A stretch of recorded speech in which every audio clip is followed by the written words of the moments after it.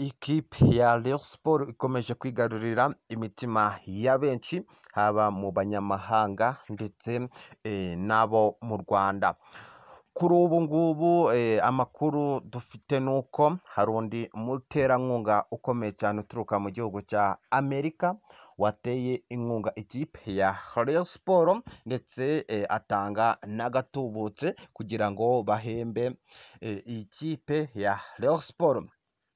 Iyi kipe ya Rayon Sports imaze iminsi iri kubikora neza bigacika, ndetse uyu mukunzi wa Rayon Sports yatangaje n'amagambo akomeye ndetse anari nayo turaza kugarukaho mu ngingo ziri imbere, ndetse kandi turaza kwinjira mu mukino ukomeye cyane ikipe ya Rayon Sports ifitanye n'ikipe ya Mukura muri retour mu gikombe cy'amahoro. Ese byifashe bite?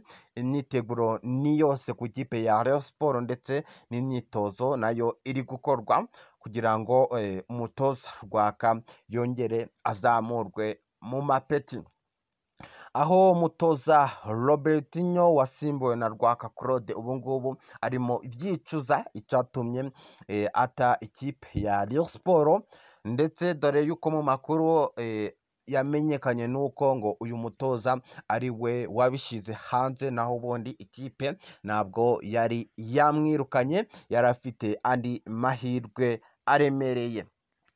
Kugeza ubu uwo bakunze kwita Bigirimana Abedi Christophe ni umwe rwose mu bakinnyi bari kwitwara neza muri ikipe ya Rayon Sports, ndetse byinshi biri kumuvugwaho ni byiza ndetse binari gutuma igikundiro cya Rayon Sports gikomeza kwiyongera, anari nako n'amateka ya Rayon Sports akomeje kwikuba. Ni Kigali One ikomeje kukugezaho amakuru yizewe kandi azira ibihuha. Wibuka kudushyigikira ukanda subscribe ndetse kandi ukibuka no gukanda ku nzogera kugira ngo ube uwa mbere mu babona notification z'amakuru yizewe kandi azira ibihuha mu makuru ya siporo mu kipe ya Rayon Sports. Yes, turwaye ikaze rero kuri Kigali One, wowe uherereye mu bice bigiye bitandukanye by'isi. Kipe ya Rayon Sports ikomeje kwigarurira imitima ya benshi haba mu bazungu ndetse n'abirabura, ikomeje kubicika bigacika. Kugeza ubu ngubu iyi kipe ya Rayon Sports ikomeje kwigarurira abakunzi bangana n'ibihumbi 50 mu bafana, ndetse kugeza n'abaherwe nabo bakomeye haba mu bihugu byo hanze ndetse no mu bihugu byo muri Afurika bakomeje kuvuga yuko iyi kipe ya Rayon Sports bayikunda. Mu makuru yaje kumenyekana nyuma yuko iyi kipe ya Rayon Sports itsinze ikipe ya Etincelle ibitego 2-1, havuzwe yuko hiyongeyeho undi muterankunga w'ikipe ya Rayon Sports uturuka mu gihugu cya Amerika, ndetse ikimenyimenyi ngo yahise azana n'agatubutse ngo kugira ngo aba bakinnyi ba Rayon Sports bahabwe amafaranga kugira ngo igikombe noneho barusheho kuba bakizana. Iyi kipe ya Rayon Sports ifite intego nziza yo kuba yatwara igikombe cy'uyu mwaka. Si kimwe gusa bashaka, ahubwo n'igikombe cy'amahoro nacyo kiri gushakishwa vuba.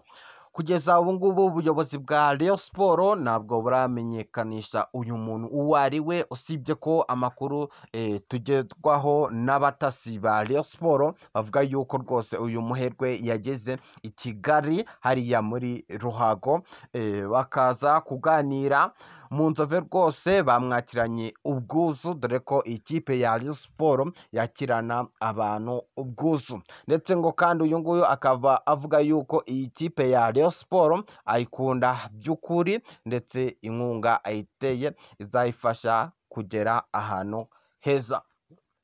Ikipe ya Rayon Sports irimo yitegura umukino ukomeye cyane uzayihuza n'ikipe ya Mukura. Ni kuri retour ya mbere byarangiye binganyije, naho match iraba ejo kuri 30 muri stade Amahoro. Rwose ikipe ya Rayon Sports izaba yamanuye abataka baremereye cyane, ndetse bazatsinda kuko urabizi ko ira stade ikipe ya Rayon Sport irayimenyereye ariko Mukura ntabwo rwose iyimenyereye, ukumva ko umwanzi tuzamukubitira muri humye. Imyitozo yakozwe ndetse Rwaka Claude avuga yuko yiteguye rwose kuba yatsinda ikipe ya Mukura akazayisezereraho, ntabwo bizongera kuba byanganya. Nguko uko byifashe mu kipe yacu ya Rayon Sport. Wibuka kudushyigikira ukanda subscribe ndetse kandi ukibuka no gukanda kunzagera kugira ngo utacucikanwa n'amakuru y'imikino tugenda tubategurira umunsi ku munsi.